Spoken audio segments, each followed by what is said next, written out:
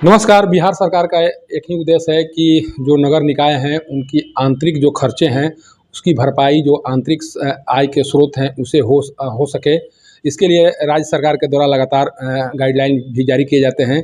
लेकिन सासाराम नगर निगम की स्थिति कुछ इस तरह की है कि 9 खैरातों में अभी मात्र 1 खैरात की बंदोबस्ती हो सकी है, जबकि जो शेष खैरात हैं 8 खैरात हैं उसकी वसूली विभागीय स्तर से की जा रही है, लेकिन उसमें भी बंदरबाट की बात सामने आ रही है।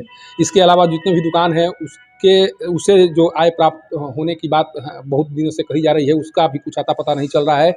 एक नगर भवन बनाया गया है 4 साल पहले, वो नगर भवन नगर विभाग को हैंड ओवर भी कर दिया गया है, लेकिन उसकी भी बंदोबस्ती नहीं हो सकी है। इसी मुद्दे पर बात करने के लिए हमारे साथ अभी जो 26 जुलाई को जिनके द्वारा योगदान दिया गया है नगर आयुक्त के तौर पर, सत्य प्रकाश शर्मा जी हैं, जिनसे बात कर जानने की कोशिश करेंगे कि आखिर जो आंतरिक संसाधन हैं जिसे आय प्राप्त होते हैं उसको सुदृढ़ करने की क्या कुछ तैयारी है सर? सर, यहाँ पर जो आंतरिक स्रोत हैं आय के, वो लगभग एक तरह से बिखरित पड़े हुए हैं। 9 खैरात हैं जिसमें से 1 ही खैरात की बंदोबस्ती हुई है, अभी 8 खैरात बाकी हैं। उसको बंदोबस्ती कराने के लिए सर क्या कुछ तैयारी चल रही है? Thank you. देखिए, बंदोबस्ती का नियम ये है कि वित्तीय वर्ष के हिसाब से ही बंदोबस्ती होता है किसी शहरात का, जिसका टेन्योर होता है 1 अप्रैल से लेकर 31 मार्च तक। जो मुझे जानकारी इस जगह में हुई है सासाराम नगर परिषद के बारे में है कि इसमें 1-2 बंदोबस्त तो हुआ है, बाकी बंदोबस्ती नहीं हो पाई जिससे सरकारी वसूली हो रहा है। अब मुझे समीक्षा करना है कि किस परिस्थिति में बंदोबस्ती नहीं हो पाया है। अब बंदोबस्ती का टाइम है भी नहीं, अब चूँकि अब ये ख़त्म हो गया टाइम बंदोबस्ती का, तो इस साल शायद संभव ना हो, लेकिन अगले साल की बंदोबस्ती की तैयारी हम लोग पूर्व से ही रखेंगे। तब तक मैं देख लेता हूँ कि इसमें कितने अंतर की राशि का डेफ़िसिट आ रहा है। एक दूसरी बात है कि देखिए, आप ये जो कह रहे हैं कि संग्रह हो रहा है, बंदरबांट हो रहा है, हर चीज़ में सकारात्मक सोच रखना बहुत ज़रूरी है। मैं मान के चलता हूँ कि यदि कुछ हो रहा है तो इसमें सुधार संभव है, और मैं निश्चित रूप से कुछ कह नहीं सकता हूँ इस बारे में कि इसमें कितना मिस एप्रोप्रिएशन हो रहा है। इसकी तहकीकात हम कर रहे हैं, और जिस स्तर पर भी अगर कोई ये होगा तो उसकी सुधार की जाएगी। Thank you. नहीं सर, जिस तरह से कार्रवाई हो रही है लगातार, जो कोई कार्य समाप्त होने के बाद पता चलता है कि इसमें कहीं न कहीं कुछ गड़बड़ी है। जैसे मछली मार्केट से जो वसूली हो रही है उसको लेकर लगातार सवाल उठ रहे हैं कि आखिर ये पैसा जा कहाँ रहा है।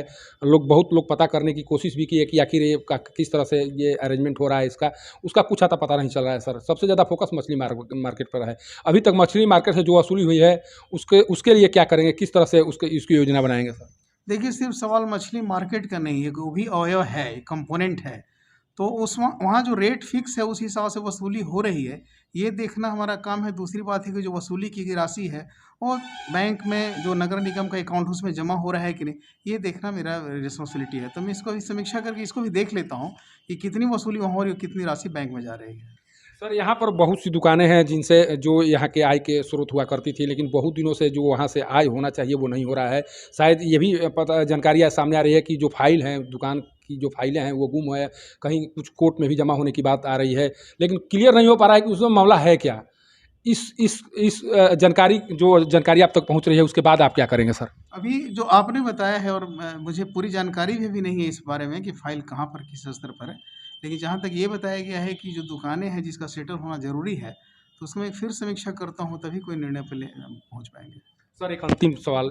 एक नगर भवन बनाया गया है जो 4 साल पहले बनाया गया था, जिसको हैंड ओवर भी शायद नगर विभाग को कर दिया गया है। ये जो नगर निगम है उसको कर दिया गया है, लेकिन अभी तक उसकी बंदोबस्ती नहीं हुई, जबकि बहुत बार प्रक्रिया शुरू करने की बात कही गई, लेकिन अभी यथावत स्थिति में है। सर, उसको आगे कैसे आप लेकर जाएंगे सर? आपने बताया कि 4 साल से आवंटन की प्रक्रिया बाधित है। इस संबंध में मुझे जानकारी भी नहीं है, और अगर बिल्डिंग को हैंडओवर कर दिया गया है, तो मैं उसका प्रोसेस शुरू करवाता हूँ। जल्दी शुरू करवाएँगे उसका प्रोसेस, आवंटन की प्रक्रिया प्रारंभ करेंगे। ये हैं नए नगर आयुक्त सत्य प्रकाश शर्मा जी, जिनके द्वारा जो सवाल खड़ा किए गए उस सवालों का जवाब दिया गया है। ये बताने की कोशिश की गई कि जो भी आंतरिक संसाधन हैं उसे दुरुस्त कर जो भी खामियां हैं उसे दूर की जाएगी, और जो वसूली किए गए हैं अभी तक विभागीय स्तर से जो भी वसूली हुई है उस पर सरसरी निगाह रखकर कहाँ जमा हुआ, कितना खर्च हुआ, इसका ब्यौरा जल्द ही उपलब्ध कराया जाएगा। नगर आयुक्त कार्यालय से पब्लिक न्यूज़ के लिए सत्येंद्र चौबे की रिपोर्ट।